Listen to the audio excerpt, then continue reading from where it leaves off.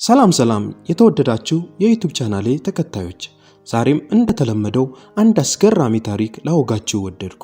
ዛሬ ታሪኩን የማቀርብላችሁ እጅግ ተወዳጅ ስለሆነው የብዙ ወጣት ተጫዋቾች ሮል ሞዴል ስለሆነውና በእግር ኳሱ ዓለም ዝናው እጅግ ስለናኘው የዓለማችን ድንቅ ተጫዋች ክርስቲያኖ ሮናልዶ ዶስ ሳንቶስ አቬሮ ነው። እስከ መጨረሻው ከተከታተላችሁኝ ስለዚህ ድንቅ የእግር ኳስ ተጫዋች ብዙ ነገር እንደሚያገኙ እምነቴ ነው። ለዩቲዩብ ቻናሌ አዲስ ከሆናችሁ ሰብስክራይብ በማድረግ ለቻናሌ እድገት አስተዋጽኦ እንድታበረክቱና የደውል ምልክቷንም በመጫን የምለቃቸውን አዳዲስ ቪዲዮዎች ወዲያው ማግኘት እንድትችሉ እጠይቃለሁ። ክርስቲያኖ ሮናልዶ ዶስ ሳንቶስ አቬሮ እንደ አውሮፓውያን አቆጣጠር በ1985 የካቲት 5 በፖርቹጋሏ ማዴራ ይህችን ዓለም ተቀላቀለ። ክርስቲያኖ ሮናልዶ ከመወለዱ በፊት እናቱ ማሪያ ዶሎሬስ በሆዷ የነበረውን ጽንስ ብዙ ጊዜ ልታስወርደው ፈልጋ ነበር። ይህንንም ለማድረግ ብዙ ጥረቶችን አድርጋ ነበር። ከነዚህም ውስጥ አንደኛው የሞቀ ቢራ ጠጥቶ መዝለል ጽንስ ያጨናግፋል ሲባል ስለሰማች ይህንን ያልታሰበ እርግዝና ለማቋረጥ የሞቀ ቢራ ጠጥታ በመዝለል ጽንሱን ለማጨናገፍ ሞክራ ነበር። ይህንን ያደረገችበት ምክንያት ቤተሰቡ በከባድ ድህነት ውስጥ ስለነበሩና ከእርሱ በፊት የወለዷቸውን 3 ልጆች በብዙ ችግር በማሳደጋቸው ነበር። ምስጋና ለዶክተሩ ይግባውና እናቱ ማሪያ ዶሎሬስ ከዶክተሯ በተለገሰላት ምክር ተስማምታ የማስወረዱን ሐሳብ በመግታቷ ክርስቲያኖ ሮናልዶ ሊወለድ ችሏል። ክርስቲያኖ ሮናልዶ ከተወለደ በኋላም ቤተሰቡ ከነበረበት ከባድ ድህነት ጋር በተያያዘ አስቸጋሪ የልጅነት ጊዜን ለማሳለፍ ተገዷል። በእንቅርት ላይ ጆሮ ደግፍ እንዲሉ የዚህ ቤተሰብ ችግር ገንዘብ ማጣት ብቻ አልነበረም። የክርስቲያኖ ሮናልዶ አባት ጆዜ ዴኒስ አቬሮ ከባድ የመጠጥ ሱስ የነበረበት ልጆቹን የማይንከባከብ ቸልተኛ አባት ነበር። ይህ የመጠጥ ሱሰኝነቱም የኋላ በጉበት በሽታ ተጠቅቶ ሕይወቱን እንዲያጣ ምክንያት ሆኗል። እነዚህና ሌሎች ምክንያቶችም ተደራርበው የክርስቲያኖ ሮናልዶን የልጅነት ጊዜ እጅግ አስቸጋሪ አድርገውት ነበር። ክርስቲያኖ ሮናልዶ በልጅነቱ እንደ ማንኛውም ሕፃን ትምህርት ቤት የገባ ቢሆንም ከትምህርት ቤት ይልቅ ትኩረቱ ወደ ኳስ ያዘነብል ነበር።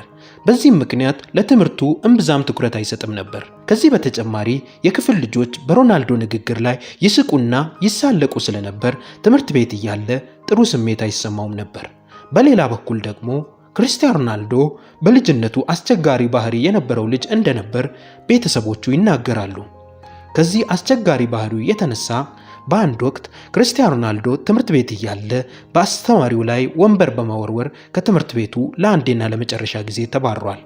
ይህንንም ያደረገው አስተማሪዋ ለእርሱ የሚገባውን ክብር በመንፈጓ እንደነበር ይናገራል።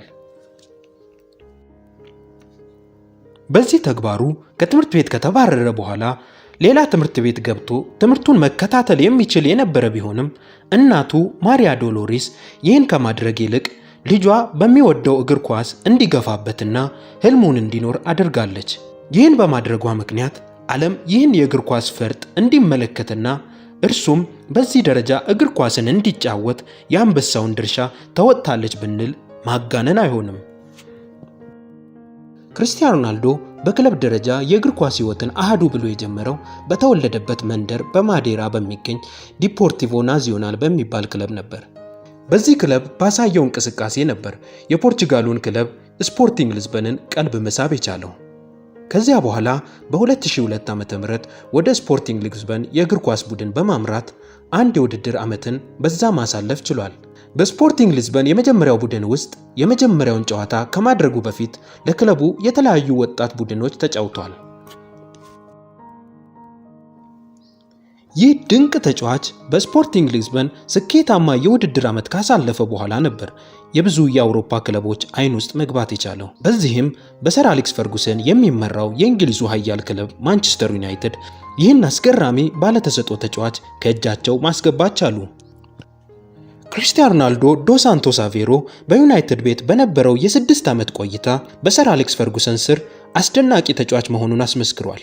ከክለቡም ጋር 3 የፕሪሚየር ሊግ ዋንጫን ማሳካት የቻለ ሲሆን አንድ ጊዜ ደግሞ ባለ 2 ጆሮውን የሻምፒየንስ ሊግ ዋንጫ ከፍ ማድረግ ችሏል።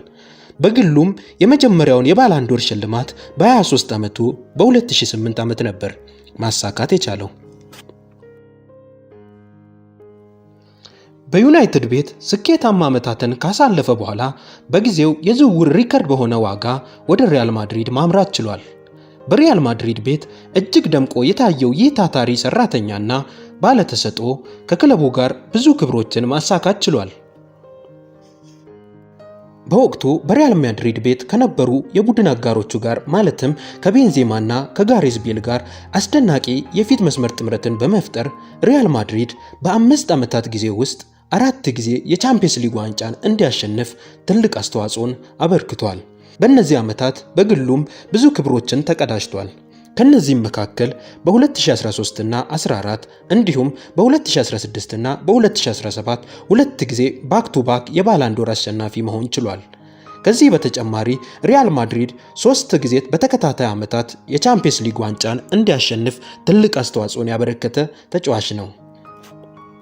በሪያል ማድሪድ ቤት የነበረውን ቆይታ አስገራሚ ከሚያደርጉ ነገሮች ውስጥ አንዱ ከተሰለፈባቸው ጨዋታዎች በላይ ኳስና መረብ ማገናኘት መቻሉ ነው።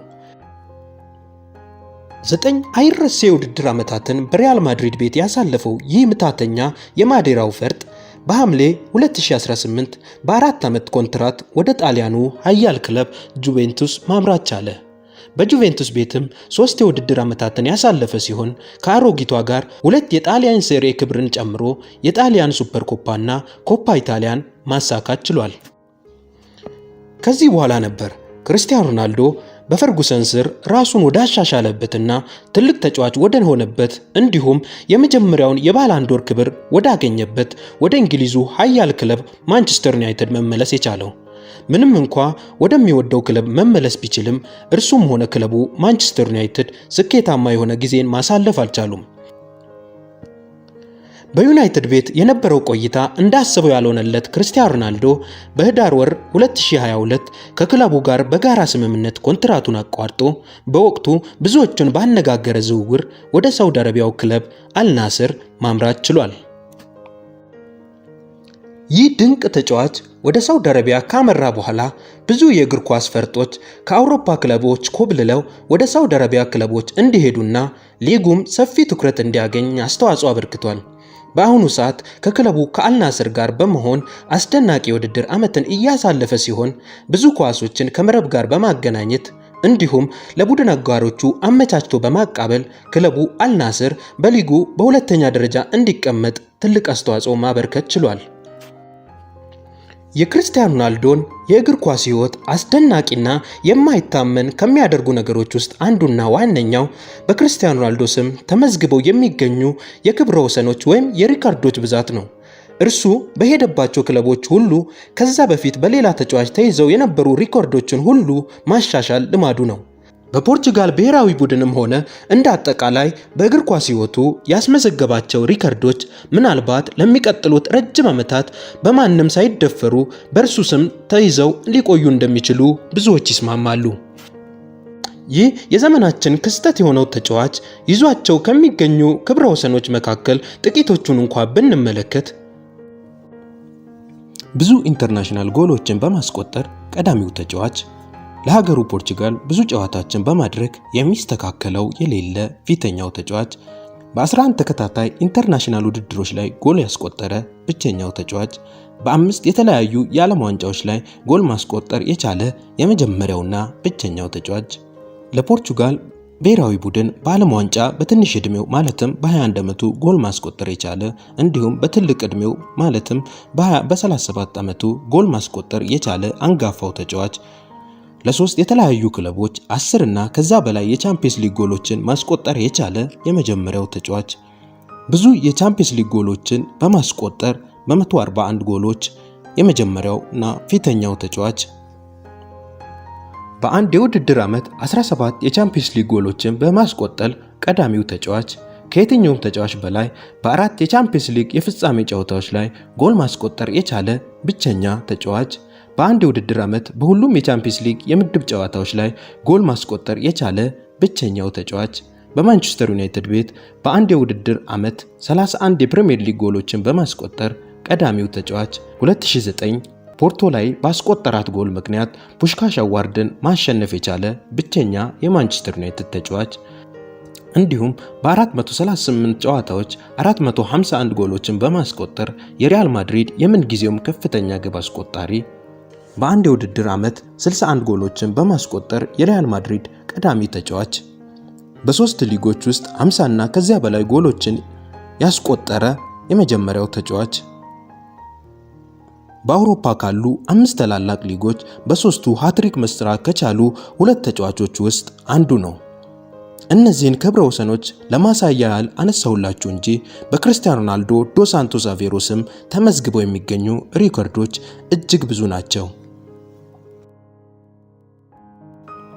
ተመልካቾቼ የ5 ጊዜ የባላንድ ዶር አሸናፊ ስለሆነውና የብዙ ሪከርዶች ባለቤት ስለሆነው ፖርቹጋላዊው ክርስቲያኖ ሮናልዶ ዶስ ሳንቶስ አቬሮ ያጠናከርኩላችሁ ታሪክ ይህን ይመስላል። እንደወደዳችሁት እምነቴ ነው። ከወደዳችሁት ላይክ በማድረግ ቪዲዮው ለሌሎች እንዲደርስ እንድትተባበሩና ሰብስክራይብ ያላደረጋችሁ ሰብስክራይብ በማድረግ ቻናሌን እንድትደግፉ እጠይቃለሁ። እስከ መጨረሻው ስለተከታተላችሁኝ ከልብ አመሰግናለሁ።